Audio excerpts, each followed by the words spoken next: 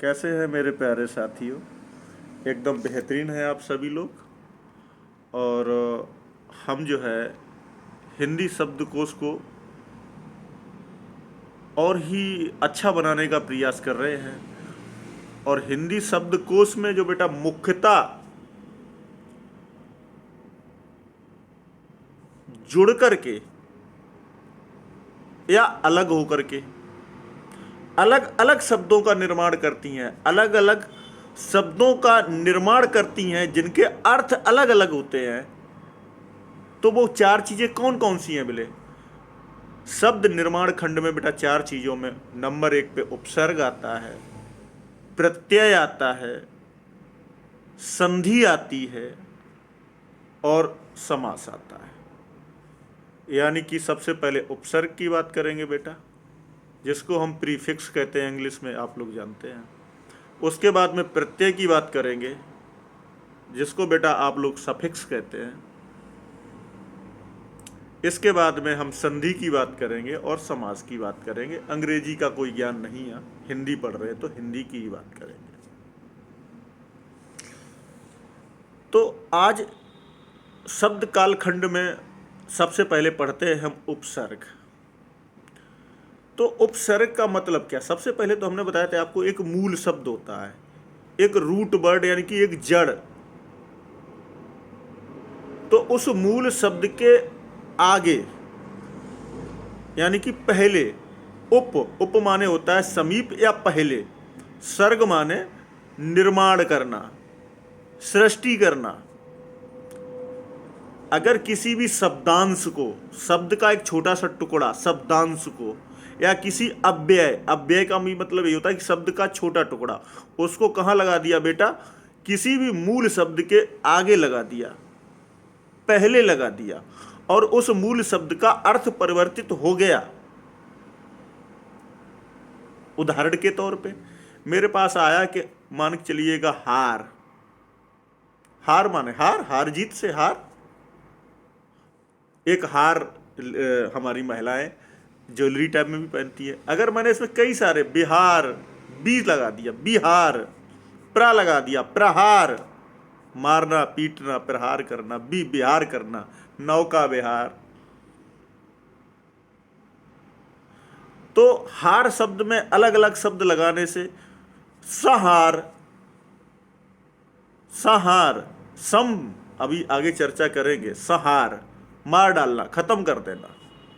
आप बात को समझे कि ऐसा शब्दांश है जिसको कि उस मूल शब्द से आगे जोड़ा और जो नया शब्द मिला उसका अर्थ ही बदल गया।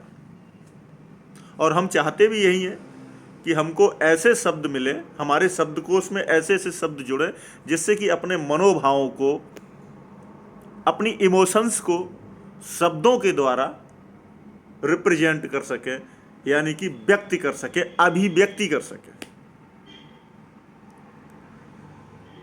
तो आप लोग चूंकि ये हमारा बिल्कुल एग्जाम ओरिएंटेड, प्रतियोगी परीक्षाओं में पूछे गए प्रश्नों के ही बारे में हम चर्चा करेंगे। अगर आपको विस्तृत और गहराई से इसका ज्ञान प्राप्त करना है, आपको अगर हिंदी का विषय विशेषज्ञ बनना है, तो इसके लिए बहुत सारा अध्ययन सामग्री उपलब्ध है। लेकिन हम केवल इस वीडियो में उन्हीं उपसर्गों की चर्चा करेंगे। उपसर्ग बेटा संस्कृत के आधार पर, हिंदी के आधार पर, उर्दू जिसमें अरबी और फारसी के आधार पर, और अंग्रेजी के आधार पर अलग अलग संख्या दी गई है। अलग अलग संख्या का मतलब क्या है बेटा? मेन चीज़ है संस्कृत के आधार पर 22 संख्या है, हिंदी के आधार पर 13 संख्या है। उसके बाद में उर्दू का मतलब अरबी और फारसी को मिलाकर के शायद 19 के करीब है, कम ज़्यादा हो सकता है बेटा, सामान्य जानकारी है ये। और इंग्लिश के आधार पर लगभग 7। अलग अलग लेखक अलग अलग संख्या भी दे देते हैं। तो हमारा उद्देश्य केवल ये कि एग्जाम में क्या पूछा जाना है, परीक्षा में क्या पूछा जाना है, परीक्षक के दिमाग में क्या चल रहा है, वो हमसे क्या पूछेगा, हमें तो केवल उस पर फोकस करना है। हमें विषय का विशेषज्ञ नहीं बनना है, हमने एक स्लोगन बनाया इसके लिए, और 8 जो कि संस्कृत के उपसर्ग हैं, जो कि पूछे जाते हैं, क्योंकि मूल शब्द में वो वैसे दिखते नहीं है जैसे उपसर्ग होते हैं, इसलिए पूछे जाते हैं। और अगर मान के चलिएगा वैसे ही होते तो फिर परीक्षा में पूछे कैसे जाते हैं? ये बात आप लोगों के दिमाग में आ गई होगी। हम 8 की संख्या गिनाते हैं और उनका एक स्लोगन आप लोगों को बताते हैं, जो कि मैंने अभी बनाया है और आप लोग समझ रहे होंगे, देखेंगे, ठीक है ना। हमने बनाया बेटा स्लोगन है कि अभी अभी अति मत कर, अभी अभी अति मत कर। मत और कर तो ये मेरा अपना जोड़ा हुआ एक वाक्य है। अभी अति मत कर, सम सत पर चल, सत्य के रास्ते पे चल, अभी अति मत कर, अभी अति मत कर, सम सत पर चल, कि दूर दुस दुर दुस खोई, दुर दुस बुरे समय जब चले जाएंगे, दुर दुस खोई, दुर दुस खोई, और उद उत होई, दुर दुस खोई, उद उत होई। जैसे ही तेरे बुरे दिन समाप्त हो जाएंगे, उद उत, वैसे ही तेरा उदय होगा, तेरा उद्धार होगा, तेरा नया रूप सामने आएगा। तो क्या मिला हमको बेटा? 8 मिले। अभी अति मत कर, अभी अति 2 उपसर्ग, अभी अति मत कर 2 उपसर्ग यहां से मिल गए। अभी अति मत कर, सम सत पर चल, सम सत 2 उपसर्ग ये मिल गए। दुर दुस खोई, दुर दुस खोई, उद उत होई। आप लोग कह रहे होंगे सर क्या गाना गा रहे हो, लेकिन बेटा यहीं से परीक्षा में एग्जाम में क्वेश्चन आ रहा है। अभी अति, कोई कहे अभिमान, सर अभी उपसर्ग है, बहुत आसान है, लेकिन क्या अभिमान पूछेगा? नहीं पूछेगा बेटा, अभिमान नहीं पूछेगा, वो पूछेगा अभ्यास, वो पूछेगा अभ्युदय, अभ्युदय, वो पूछेगा बेटा अभ्यागत, यानी कि आ और आधा भा जैसे जैसे आता चला जाए, समझ जाइएगा कि अभी उपसर्ग है। कहीं एक परीक्षा में अभ्य लिखा हुआ है, गलत बात हो गई। मेरी बात समझ गए नहीं समझ गए? अति, कहीं लिखा हुआ है अतिवृष्टि, पूछेगा? नहीं पूछेगा, पूछेगा अत्याचार, अत्यधिक, और क्या पूछेगा?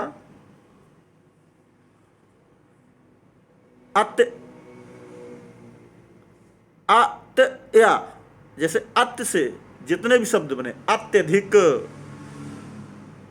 अति। क्लियर हो गया? अब आगे आ जाते हैं बेटा दूसरे जो मैं बताया, अभी अति मत कर, सम सत, स मां के नीचे हलंत। तो ये सम उपसर्ग जो है ना, सम, इसमें जैसे संकोच और संकलन, संरक्षण, संक्रमण, संज्ञा, ये सब सम उपसर्ग के उदाहरण है। और सत की जब हम बात करेंगे तो जिसके पीछे सद आए, सदगति, सज्जन, बहुत महत्वपूर्ण है, सज्जन, सद्भाव, सदाशय, सद्गुण, सब सत के उदाहरण है बेटा। अब मैंने बताया दुर दुस, दुराग्रह, दुराचारी, दुर्लभ, दुशासन, दुर दुस। इसके बाद में बेटा मैंने बनाया उद उत, उद उत। और उद का मतलब क्या हुआ, जहां बेटा ता आए, उत, उत्थान, उत्सव, उसमें प्रत्यय, उसमें उपसर्ग होगा बेटा ओ त, ओ त, हलंत।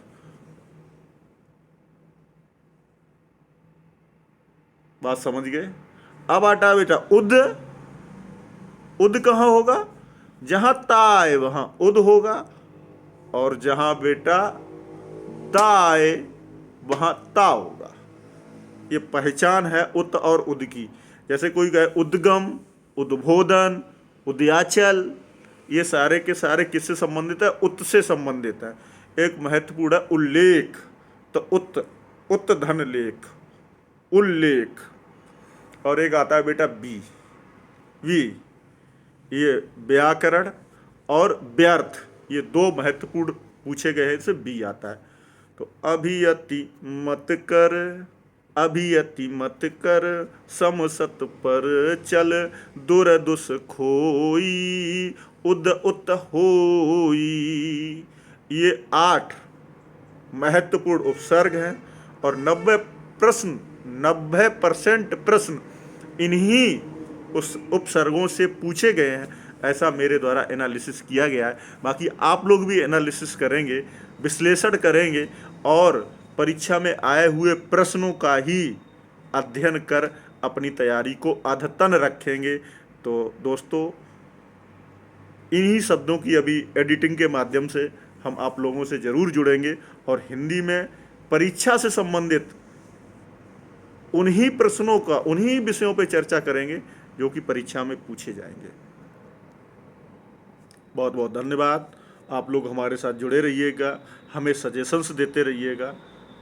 बहुत बहुत धन्यवाद। Thank you.